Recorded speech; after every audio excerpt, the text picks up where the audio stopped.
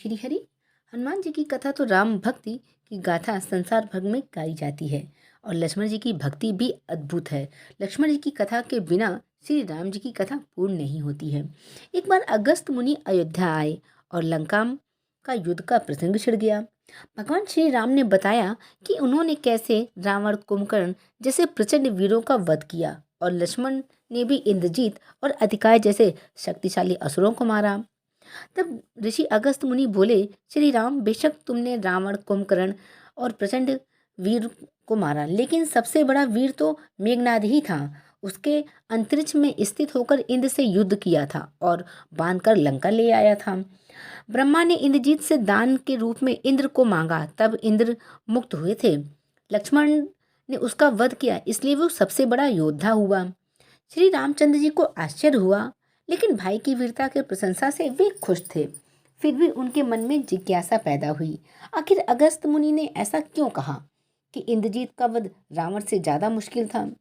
अगस्त मुनि ने कहा, प्रभु, इंद्रजीत का तो वरदान था, उसका वध वही कर सकता है जो 12 वर्षों तक न सोया हो, जिसने 12 साल तक किसी स्त्री का मुख न देखा हो और 12 साल तक भोजन न किया हो। श्री राम बोले, परंतु मैंने वनवास काल में 12 वर्षों तक नियमित रूप से लक्ष्मण के हिस्से के कंदमूल फल देता रहा। मैं सीता के साथ एक कुटी में रहता था, बगल की कुटी में लक्ष्मण थे। फिर सीता का मुख न देखा हो और 12 वर्षों तक सोए ना हूं, ऐसा कैसे संभव है। अगस्त मुनि ने सारी बात सुनकर मुस्कुराए और, प्रभु, आपसे तो कुछ छिपा ही नहीं है। फिर भी दरअसल सभी लोग श्री राम के गुणगान करते थे, लेकिन प्रभु चाहते थे कि लक्ष्मण के तप और वीरता की चर्चा भी अयोध्या के घर घर में हो। अगस्त मुनि ने कहा, क्यों ना लक्ष्मण जी से ही पूछा जाए। लक्ष्मण जी आए। प्रभु ने कहा कि आपसे जो पूछें उसे सच सच कहिएगा। प्रभु ने पूछा, हम तीनों 14 वर्ष तक साथ रहे, फिर तुमने सीता का मुख कैसे नहीं देखा। फल दिए गए, फिर अनाहारी कैसे रहे और 14 साल तक सोए नहीं, ये कैसे हुआ। लक्ष्मण जी ने बताया, भैया, जब हम भाभी को तलाशते समय ऋषि मूर्ख पर्वत पर गए तो सुग्रीव ने हमें आभूषण दिखाकर पहचानने को कहा। आपको स्मरण होगा, तो मैंने तो सिवाय उनके पैरों के नुपुर को कोई आभूषण पहचान ही नहीं पाया था, क्योंकि मैंने कभी उनके चरणों के ऊपर देखा ही नहीं। 14 वर्ष तक सोने के बारे में अब सुनिए। आप और माता एक कुटिया में सोते थे। मैं रात भर बाहर धनुष बाण लिए पहरेदारी खड़ा रहता था। निद्रा मेरी आंखों पे कब्जा करने की कोशिश की तो मैंने निद्रा को अपने बाणों से भेद दिया।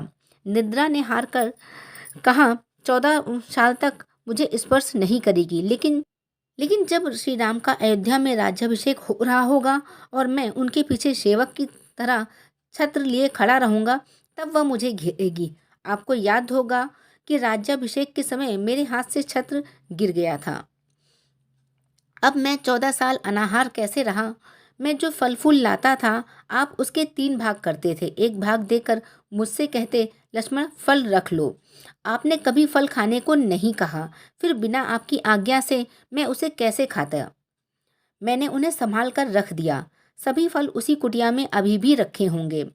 प्रभु के आदेश पर लक्ष्मण जी चित्रकूट की कुटिया में से वो सारे फल की टोकरी लेकर आए और दरबार में रख दिए।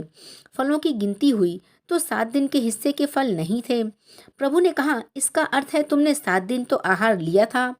लक्ष्मण जी ने कहा, 7 फल कम होने के बारे में उन 7 दिनों में फल आए ही नहीं। जिस दिन हमें पिताश्री की स्वर्गवास की सूचना मिली थी, हम निराहार रहे। जिस दिन रावण ने माता का हरण किया, उस दिन फल लाने कौन जाता। और जिस दिन समुद्र की साधना कर आप उनसे राह मांग रहे थे, उस दिन फल नहीं आए।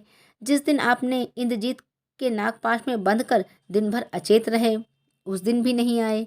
जिस दिन इंद्रजीत ने मायावी सीता को काटा था और हम शोक कर रहे थे, उस दिन भी नहीं आए।